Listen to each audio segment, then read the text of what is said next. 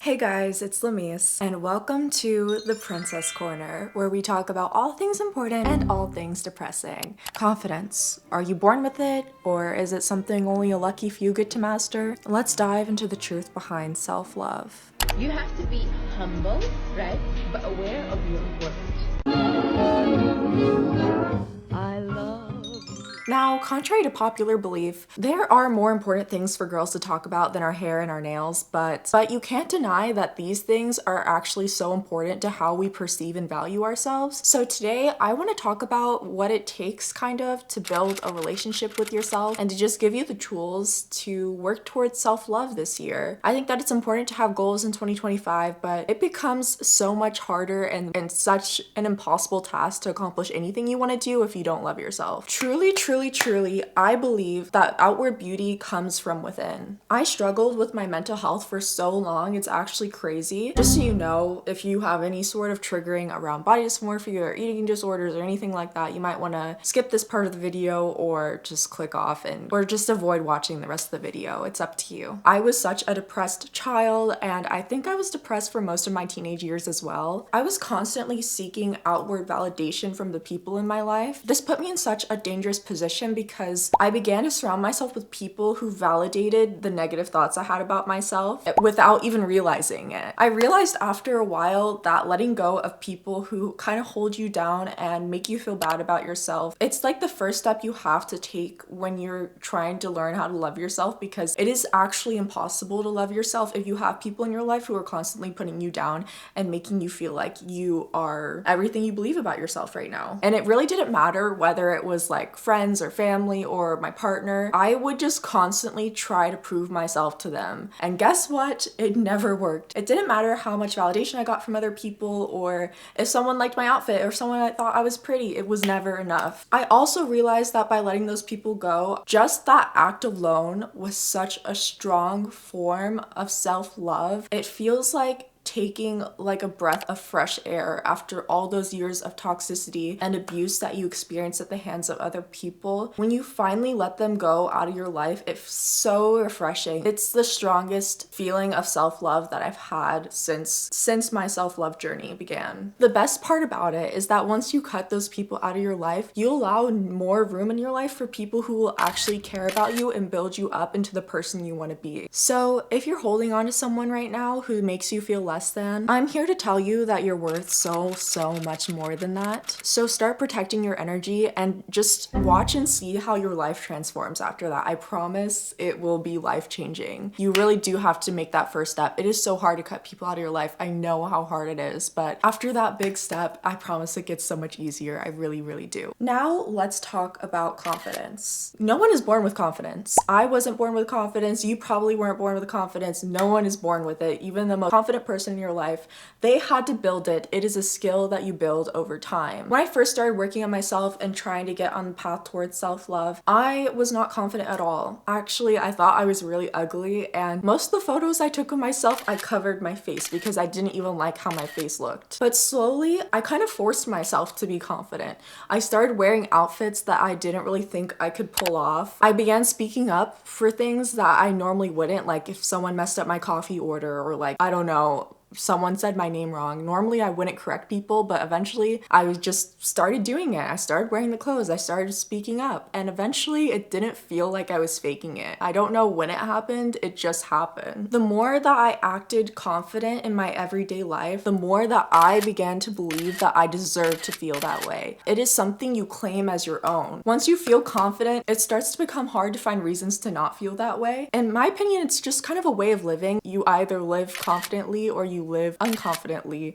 And in my opinion, living confidently gets you a lot more things that you want than living unconfidently. So I suggest you give it a try. So if you were like me and you were waiting and waiting to wear the dress that you really want to wear, but you can't because you're not pretty or skinny enough, go wear it. Go and wear it, and make sure while you're doing this to celebrate the big and small wins. It really is a long journey, and you have to give yourself grace and patience to make it feel natural, because it just won't feel natural for a long time. But the biggest advice and tool I can give you of all is that none of this is going to start on the outside. You could get all the haircuts, all the Botox, all the procedures that you want, but I really think that most of the time when people get these procedures done while they're feeling unconfident, they regret it later in life because they became confident and now they see the beauty in their bigger nose, or they see the beauty in their smaller eyes or their big small lips. Like, they start to see how it comes together on their face. And most people, they grow into their face anyways. So why change something that holds so much of your history, of your family's history, of your culture, when you instead could just put in a little extra work to actually love the features that you're born with? Now, I'm not anti-plastic surgery, I guess. Everyone can do whatever they want with their body. That is the best part of the modern era, is that none of us are stuck to some rigid way of living. But I don't want to say that is the first thing that you should jump to if you don't like how you look, because I used to hate how I look. I really, really, really, really did. You might be sitting here and thinking, well, Lamise, it's easy for you to be confident. Look at your makeup or look at your hair. I had the same face 2 years ago and I despised it. I literally despised everything about my face. It does not matter what you have if you can't appreciate it. And that is something I'll always preach. You can get plastic surgery and change your face and change your lips and change your eyes. But let's say you go to surgery, you get the changes that you want done, you're gonna want more because you're gonna see it on your face and not love yourself and not see the beauty that you already have. So I'm not quite anti-plastic surgery, but I do think it kind of is an easy route to self-love. I don't think it's necessary for self-love, and the process of learning to love yourself is one of the most unique experiences you could have in this lifetime. So if you have the opportunity, I highly, highly suggest you take the time, you suffer through it a little bit and get out on the other side. And also, not everyone can afford all that. So like, literally, celebrities and influencers will preach to you, oh, go get your lips filled, go get this filled. But if you can't afford it, then you're just like, okay, so then how do I love myself if I can't get my lips filled? Well, I guess you're just screwed. No, you just have to put in a little more work than they did to get to a place of self-love. And when you get to a place of self-love, I truly do think that we shine differently. I feel like the love that you build for yourself over time begins to just show outwardly, and some people might call it a glow up. Really, you just have the same features and you're just taking care of yourself more. And that's because self-love inspires small changes that lead to big differences over time. For me, that meant like prioritizing more self-care. I would spend a lot of time meditating and reading self-improvement books. I read a lot about like mental health and kind of taught myself how to deal with anxiety and depression. I also learned a lot about like meditation and relaxation. Those were like really, really helpful. If you're not a big reader, I still suggest trying to find outside perspectives. It kind of can help cut those thought processes that you've had for years. I truly think that self-love is something that you can't really do alone, although a big part of it is inward and just yourself. People can inspire us to be better versions of ourselves. So go and find someone who inspires you. Talk to someone you love, read a book. So important. It's such an important part of the process. And I did do things I think that some people might call like superficial, but to me it doesn't feel superficial. It wasn't about just like slapping a face mask on every night and calling it a day. It was more about like building like self-care into my schedule and making it a ritual. Like I would make sure every week to actually shower every day, and like I would make sure every week to like brush my hair, wash my hair, like do things that you have to do in order to feel and look good. I wasn't doing it before because I was so depressed and I didn't even think that I didn't even make time to do it. So I just wouldn't, and I would sleep late and I would never drink water. I still don't like drinking water, but now I drink it just because I actually care about myself. It just makes such a big difference. Also for girls of color, this is like such an important lesson. Please style your hair in whatever way makes you feel beautiful. I feel like growing up, so many people were like, oh, your hair is curly and big. You should never touch it, never change it, never bleach it, never dye it, never do the things I wanted to do to it because I didn't even feel like it was my own hair. Because I had curly hair, I couldn't do anything to it. That is not true. Do whatever you want to your hair. It is your hair. Straighten it, blow dry it, bleach it, do whatever you want. It is really all about enhancing your features and doing whatever makes you feel beautiful. No matter what we do as women, we will always be told how to look, how to dress, how to do our makeup, how to act, how to sit, how to talk. You can never make everyone happy. Just do what makes you happy. So I know I'm talking a big talk, but I really do want to show you guys how my life has changed since then.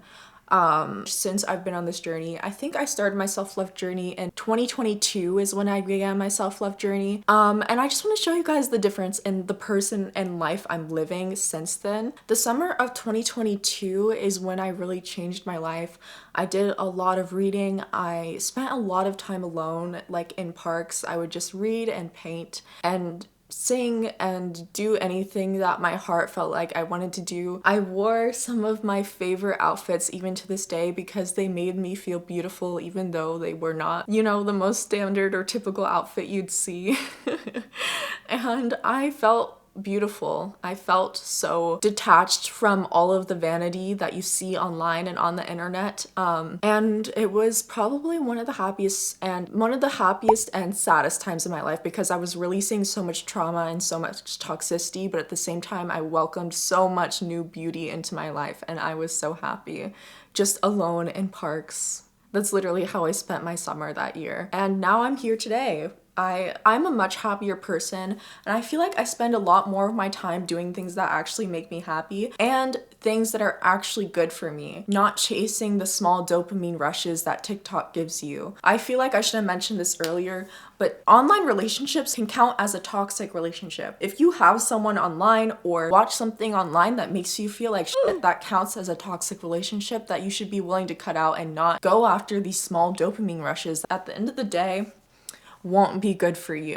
I don't think that my physical glow up was that crazy if we're looking at 2022 versus today. I actually think I look pretty similar. I didn't do anything dramatic and I actually gained weight. The difference really isn't on the outside, it's on the inside and it shows in the way that you carry yourself. It shows in the way that you act and the way that you talk, and it shows in the way that we smile. You shine so much more brightly when you love yourself. Truly, all the changes that you see now, the person you see today on the camera is not from anything other than my self-love shining through. So here's the takeaway for today. Loving yourself isn't about completely changing who you are or putting on a new face or buying new makeup or getting a new dress. It's really about peeling back all the layers of self-doubt, criticism, and toxicity in your life and just showing up for yourself every single day, no matter how beautiful or ugly or whatever depressed, sad you're feeling. Once you get to this place, you'll start to see that toxicity won't even have a place in your life. The people